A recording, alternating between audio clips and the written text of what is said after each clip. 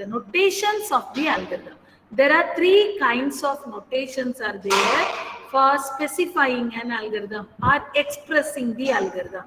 So என்னென்ன notations இருக்குதுன்னா pseudocode, flowchart, programming language. இது என்ன சொல்லுவாங்க notations of an algorithm னு சொல்லுவாங்க. First we are going to learn about pseudocode. Pseudo na என்னன்னா pseudo means initiation or false. Pseudo na என்ன அர்த்தமா initiation or false. Code na என்ன set of statements, that is called as what? Code. Statement na என்னன்னு உனக்கு தெரியும். Set of statement is called as what? Code.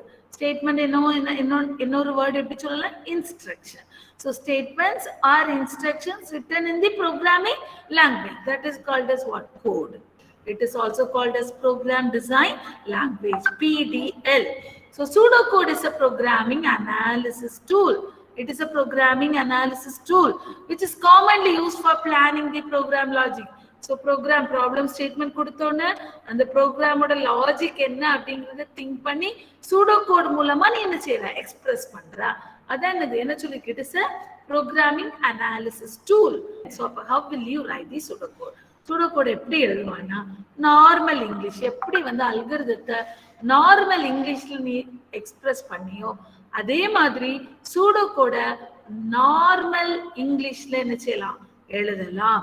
Sometimes நீ pseudocode பார்க்கும்போது இது வந்து ப்ரோக்ராமிங் லாங்குவேஜா அப்படி இது வந்து ப்ரோக்ராமிங் லாங்குவேஜ் பைத்தான்ல தான் எழுதியிருக்காங்களா, இப்ப நம்ம பைத்தான் தான் படிக்க போறோம் அப்படிதானே. ஸோ இப்போ சி ப்ரோக்ராமிங் ஜாவா அப்படி நிறைய இருக்குது. அப்போ pseudocode பார்க்கும்போது it is same like Python அப்படி இருந்த மாதிரி இருக்கும். But it is not the programming language, it is mimic. மிமிக்னா அதை மாதிரி ஆக்ட் பண்ணும். ஏன்னா pseudocode எப்படி எழுதுவானா நார்மல் இங்கிலீஷ்லயும் அடுத்தது ப்ரோக்ராமிங்ல யூஸ் பண்ணக்கூடிய சில கன்ஸ்ட்ரக்ட்ஸ், சில iteration, while loop, for loop, சில ஸ்டேட்மெண்ட்ஸ், கீவேர்ட்ஸ்லாம் இருக்கு.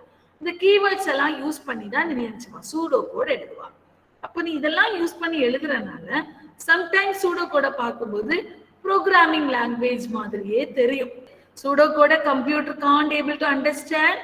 யூ கேன் நம்ம அண்டர்ஸ்டாண்டிங் பர்பஸ்க்காக pseudocode எழுதுறது தான் என்னது pseudocode. ஓகேவா? அடுத்து an informal high level description of the operating principle of a computer program. It uses structural conversation of the program. அதான் சொன்னேன்ல, it is having the combination of natural language and also the programming language. அதனால தான் அதை பார்க்கும்போது programming language மாதிரி இருக்கும். Machine cannot able to understand this one. It is intended for only the human reading rather than the machine reading. Machine இதை read பண்ணாது, யாரை read பண்ணுவா? Human only can read this pseudocode. Pseudocode is detailed readable description of what a computer program or algorithm must do. So computer என்ன பண்ணணும் அப்படிங்கறத detailed டிஸ்கிரிப்ஷனா எழுதுறது தான் எனக்கு pseudocode. அதான் அல்காரிதம் ஸ்டெப் பை ஸ்டெப்பா எழுதுறது தான் pseudocode. So it is expressed in a formally styled natural language. நான் already படிச்சாச்சு. It is expressed in natural language rather than. So full நீ programming language எழுதணும்னு அவசியம் இல்லை, natural language இருக்கும், programming language mix பண்ணி இருக்கும். இப்போ now we are going to see what are the rules for writing the pseudocode. pseudocode right பண்றதுக்கு என்னென்ன ரூல்ஸ் இருக்கு? Write one statement per line. The first rule is என்னதுமா? Write one statement per line.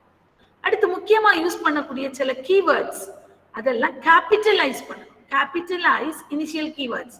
So initial keywords எல்லாம் என்ன செய்யணும்? Capital பண்ணணும். என்னன்னா read, 2 நம்பரை ரீட் பண்ண போறீங்கன்னா ரீடுன்னு எழுதுவான்.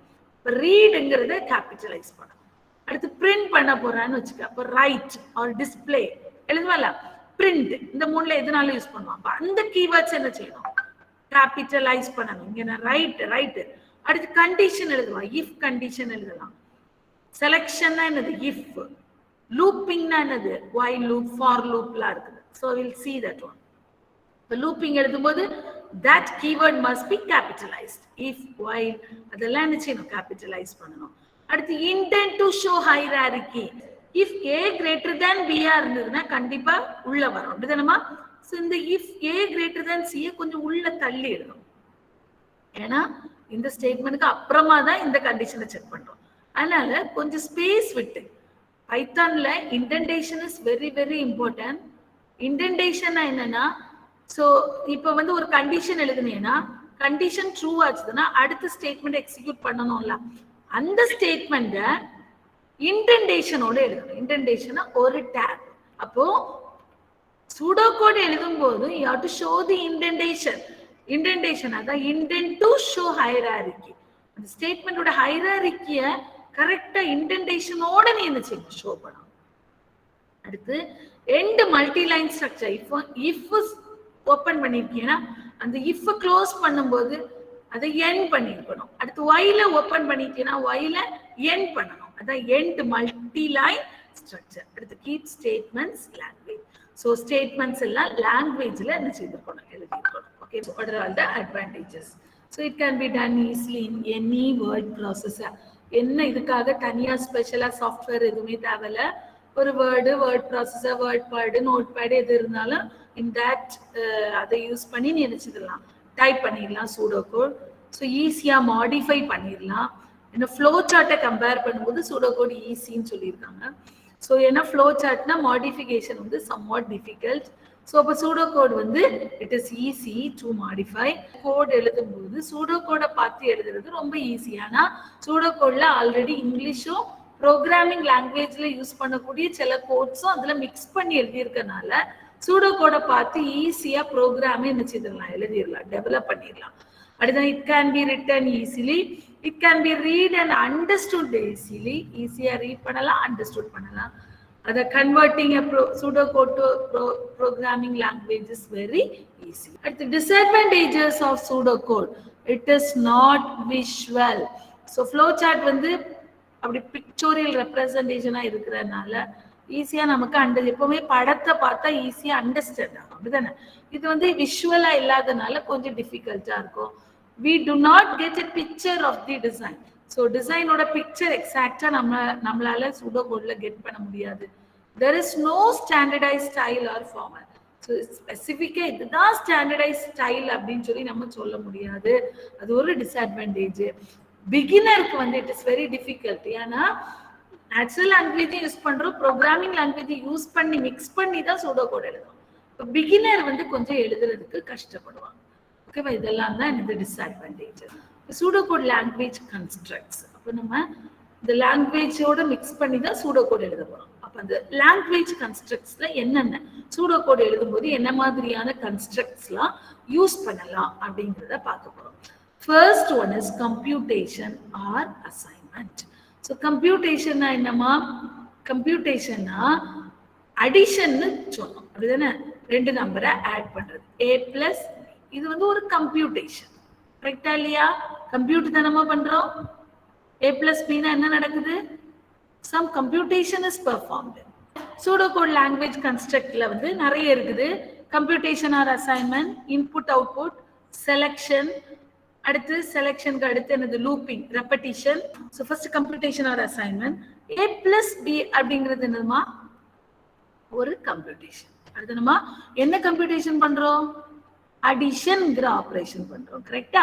அப்போ இப்போ இந்த ரெண்டை கம்ப்யூட் பண்ண போறோம். இந்த அடிஷனை பெர்ஃபார்ம் பண்ணு அப்படிங்கறத சொல்றது எப்படி சொல்லுவாங்கன்னா compute.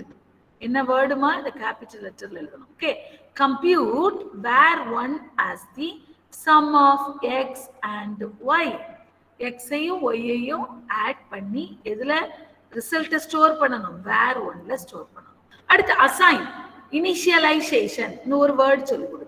i is equal to 1. i is equal to 1. அதான் என்னது? இனிஷியலைசேஷன். சம் வேல்யூவை வேரியபிளுக்கு அசைன் பண்றது தான் என்னது? இனிஷியலைசேஷன். அப்போ assign, assign assign expression to var2 some variable. அதான் var2 ன்னு சொல்லிட்டாங்க. இப்போ வேல்யூவை some variableக்கு என்ன செய்யற? அசைன் பண்றாங்க. அடுத்து இப்படி எழுதணும் ஒரு statement. i is equal to i plus 1 increment. அப்ப இதை எப்படி எழுதணும்? increment value கவுண்டர்னு போட்டு increment some variable. அப்போ computation or assignment அதுல என்னெல்லாம் நடக்குது பாரு? compute, assign, increment. இந்த வேர்ட்ஸ் எல்லாம் யூஸ் பண்ணி என்ன செய்யலாம்? ஸ்டேட்மெண்ட்ல எழுதலாம். அடுத்து next input or output. Input or அவுட்புட்னா என்னமா? இன்புட்னா என்னது? யூசர்ட்ட இருந்து ரீட் பண்றது. அடுத்து ரீட் ஸ்டேட்மெண்ட் எழுதணும்ல, அதே மாதிரி இங்க இன்புட் ஸ்டேட்மெண்ட்டுக்கு கெட் எழுதலாம், ரீட் எழுதலாம். இதெல்லாம் கேபிட்டலைஸ் பண்ணலாம். Get or read. So variable 1, variable 2 அப்படி என்ன வேரியபிள் என்ன செய்யலாம் யூஸ் பண்ணி. எப்படி இன்புட் ஸ்டேட்மெண்ட் எப்படி எழுதணும்னு பாரு. அடுத்து அவுட்புட் ஸ்டேட்மெண்ட்டுக்கு display, print, okay, display, print இப்படிப்பட்ட வேர்ட்ஸ் எல்லாம் இன்புட் ஆர் அவுட்புட்க்கு யூஸ் பண்ணுவோம். இன்புட்டுக்கு எது கெட் ஆர் ரீட், அவுட்புட்டுக்கு என்னது டிஸ்பிளே ஆர் பிரிண்ட் அப்படின்னு என்ன செய்யலாம் யூஸ் பண்ணலாம். அடுத்து செலக்ஷன். செலக்ஷன் ஒரு கண்டிஷனை பொறுத்து டிசிஷன் எடுக்கும். கரெக்டா? டிசிஷன் மேக்கிங்னு சொல்லலாமா? ஸோ ஒரு கண்டிஷனை எழுதுறோம், கண்டிஷன் ட்ரூ ஆச்சுதுன்னா ஒரு செட் ஆஃப் ஸ்டேட்மெண்ட் எக்ஸிக்யூட் பண்ணும். கண்டிஷன் ஃபால்ஸ் ஆச்சுதுன்னா என்ன செய்யும்? அடுத்த செட் ஆஃப் ஸ்டேட்மெண்ட்டை எக்ஸிக்யூட் பண்ண. கண்ட்ரோல் ஃப்ளோல 3 டைப்ஸ் இருக்குன்னு பார்த்தோம். சீக்வன்ஸ், செலக்ஷன், ஐட்ரேஷன் பார்த்தோம். அப்படிதானே? சீக்வன்ஸ்னா there is no need to check any conditions and all. One by ஒன்னா லைன்ஸ் எழுதுறதா இந்த சீக்வன்ஸ்.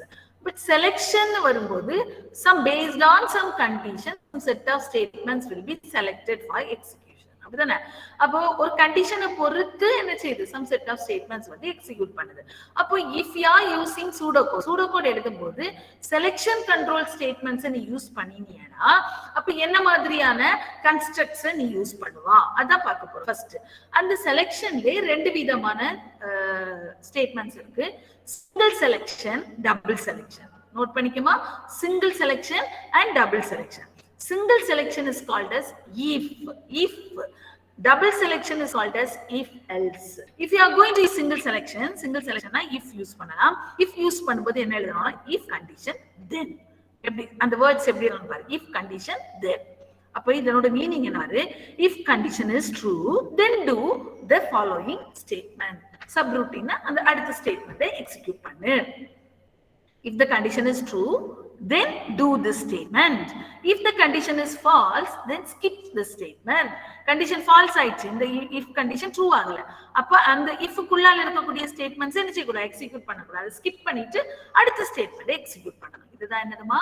Single selection if. ஓகேவா? Single selection if. அடுத்து டபுள் செலக்ஷன் if பாருமா, என்ன யூஸ் பண்ணணும்? if else. ifனாலே உனக்கு தெரியும், if condition then யூஸ் பண்ணணும். அப்ப if condition then என்ன? if the condition false condition false ஆயிடுச்சு, அப்ப என்ன பண்ணணும்? else பார்ட்ல இருக்கக்கூடிய ஸ்டேட்மெண்ட்ஸை எக்ஸிக்யூட் பண்ணணும். else பார்ட்ல என்ன ஸ்டேட்மெண்ட்ஸ் இருக்கு? ஸ்டேட்மெண்ட் 2 ஸ்டேட்மெண்ட் 3 இருக்கு. அந்த 2 ஸ்டேட்மெண்ட்டையும் எக்ஸிக்யூட் பண்ணி அடுத்த லாங்குவேஜ் கன்ஸ்ட்ரக்ட் என்னன்னா switch. if else பார்த்தோம். இப்போ மூணாவது ஒரு இது இருக்கு, என்னன்னா switch. switch என்னன்னா பாருமா, switch எப்படி எழுதணும்னா switch expression. அடுத்து 2 எப்படி எழுதணும்? ஸ்டேட்மெண்ட் பாரு, switch expression 2. அடுத்து followed by case 1, case 2, n number of cases will be there and default case will be there. So repetition naale while condition, while condition is true then do subroutine statements. Enadhu? statement 1 execute pannom. Adutha do while structure. First structure is while structure, second one is do while structure. So like while adukku while madriye but test condition at the end of the loop. while la first condition irukku, ana do while என்ன பண்ணுவோம்னா do ல condition எதுவுமே இருக்காது. do எழுதுவா, ஒரு ஆபரேஷனை perform பண்ணுவா, statement execute பண்ணணும். அதுக்கு அப்புறம் at the end of the loop you are going to write the condition. அதான் போட்டுருப்பாரு. ஸ்டேட்மெண்ட் 1க்கு அப்புறமா you are writing the condition. அப்போ without checking any condition, கண்டிஷனை செக் பண்ணாமலே இந்த ஸ்டேட்மெண்ட் 1 எக்ஸிக்யூட் பண்ணிடும். கண்டிஷனை செக் பண்ணாமலே ஸ்டேட்மெண்ட் 1 எக்ஸிக்யூட் பண்ணிடும். அடுத்து while வந்து கண்டிஷனை செக் பண்ணும். அப்போ கண்டிஷன் ட்ரூ ஆச்சுதுன்னா அகைன் என்ன செய்யும்? ஸ்டேட்மெண்ட் 1க்கு போகும், டூ பார்ட்டுக்கு போகும். கண்டிஷன் ஃபால்ஸ் ஆச்சுதுன்னா என்ன செய்யும்? while ஸ்டேட்மெண்ட்க்கு அடுத்தால இருக்கக்கூடிய ஸ்டேட்மெண்ட்டை எக்ஸிக்யூட் பண்ணும். அண்டர்ஸ்டாண்ட்? புரிஞ்சுதாமா? புரிஞ்சுதா? Yes ma'am. Yes ma'am. Yes ma'am. Once again I tell do while structureல என்னன்னா doக்கு கீழ ஸ்டேட்மெண்ட் 1 இருக்குது. அப்போ கண்டிஷன் எதுவுமே செக் பண்ணாம do பார்த்த ஃபர்ஸ்ட் வாட்டி ஒரு வாட்டி என்ன செய்யும்? எக்ஸிக்யூட் பண்ணிடும். எக்ஸிக்யூட் பண்ணி முடிச்சிட்டு வந்து while கண்டிஷனை செக் பண்ணுது. while கண்டிஷன் ட்ரூ ஆச்சுதுன்னா மறுபடியும் எங்க போகுது? do பார்ட்டுக்கு போயிட்டு அந்த ஸ்டேட்மெண்ட்டை எக்ஸிக்யூட் பண்ணும். ஒருவேளை கண்டிஷன் ஃபால்ஸ் ஆச்சுதுன்னா அந்த whileக்கு அப்புறமா இருக்கக்கூடிய ஸ்டேட்மெண்ட்ஸை எக்ஸிக்யூட் பண்ணும். புரிஞ்சுதாமா? ஃபார் என்ன பண்ணுது? it will execute என்ன பண்ணுது? some set of statements repeatedா என்ன செய்யுது? எக்ஸிக்யூட் பண்ணுது. இதுக்கு பாரு எப்படின்னா for bounds on repetition, for repetition statement. for இங்க வந்து initialization பண்ணுவோம், கண்டிஷன் செக் பண்ணுவோம். இங்கே கண்டிஷன் ட்ரூ ஆச்சுன்னா ஸ்டேட் கண்டிஷன் ட்ரூ ஆக ஆக ஆக என்ன செய்யும்? ஸ்டேட்மெண்ட் ஒன்று எக்ஸிக்யூட் பண்ணிட்டே இருக்கும். கண்டிஷன் ஃபால்ஸ் ஆச்சுதுன்னா ஸ்டேட்மெண்ட் 1க்கு அப்புறமா இருக்கக்கூடிய ஸ்டேட்மெண்ட்ஸை எக்ஸிக்யூட் பண்ணும். அண்டர்ஸ்டாண்ட்மா?